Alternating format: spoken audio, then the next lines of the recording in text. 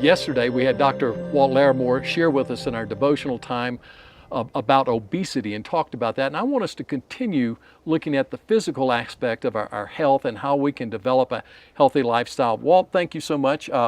Let me continue where we left off yesterday when we were talking about obesity, and you left off talking about rest. With young families, I find this is really a very difficult thing. A man is going to work, he's got a family, you've got little kids waking up in the middle of the night. How does he deal with rest and getting the proper amount of rest? With young children, it can be a huge problem. But if there's one thing that disturbs family unity, family meals, and family rest more than anything else, it's that monster of the screen. The television screen, the video game screen, the smartphone screen. The screen occupies huge amounts of time. In fact, the Kaiser Health Foundation just released a study showing that the average child in America, spends 10 hours per day of total media time. It's huge. And that also affects the exercise. Kids used to be out in the yard playing. I grew up, we'd have track meets in the summer, make up our own track meets, and we had bamboo poles and doing all sorts of things. And, we were out there running and playing, and today they're at the screen. And not only that, but at work, how do we get away from that?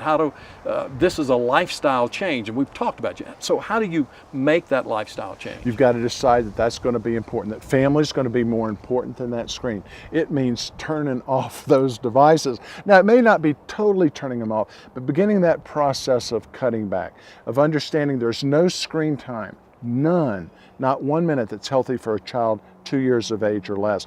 And as children are over age 2, no more than 2 hours. As they increase their screen time, every measurable health concern goes down. And so for our families, turning off that television during our family meal time, of cutting back on it, maybe even taking a week without it. What the research shows is that as we turn off that screen, we begin to turn on family relationships, and that can increase health. One of the things that I struggled with, quite honestly, that I found was that I come in from a long day at work and tired, and I didn't want my mind to function.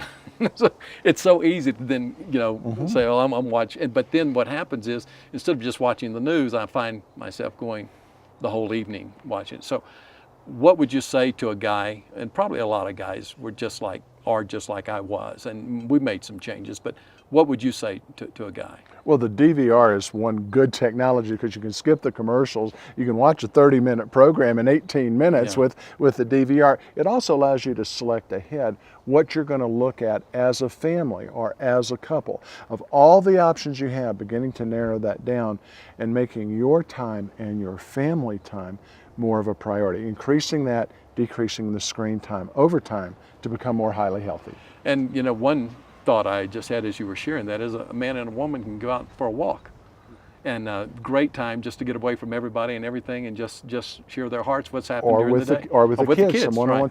time. Families will talk about that quality time with the kids, but what they fail to remember is that quality time with kids and quality times with a spouse only occurs within quantity time. You cannot program it, you can't preset it, you've got to devote to it. And maybe that's why Scripture teaches, even way back in the book of Deuteronomy, that we're to spend time teaching our children. And that's time in the morning, time in the evening, time through the day. The principle, I guess, is the same as the food principle. We switch out foods. Instead of my chocolate chips, I have grapes for snack. And the same thing, we switch out some of that screen time for family time and doing things together. I'll tell you a real short story. When Kate, our oldest, turned 6, my daddy called because he was concerned about how much time I was spending at work. And all he said, Sammy, was this. He said, "Congratulations." I said, "For what?" He said, "1/3 of your life with her is over." As a 6-year-old, 1/3 of your life with her is gone.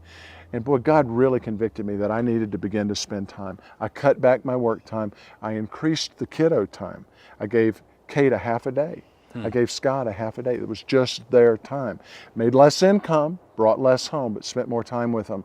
Kate, when she became an adult, told a large conference, I went to hear her speak, and she said, "Daddy gave me lots of presents at Christmas, on birthdays, Easter, holidays. I don't remember very many of them, but the one thing I do remember was when he gave me the gift of himself. I'll never forget that." And I hope that our listeners will remember that principle. One thing that I would encourage you to do is to take a look at your schedule, your time, and reprioritize. That's perhaps the greatest change that you'll make. An investment of your time into your family is an investment of your life, the greatest investment you'll ever make.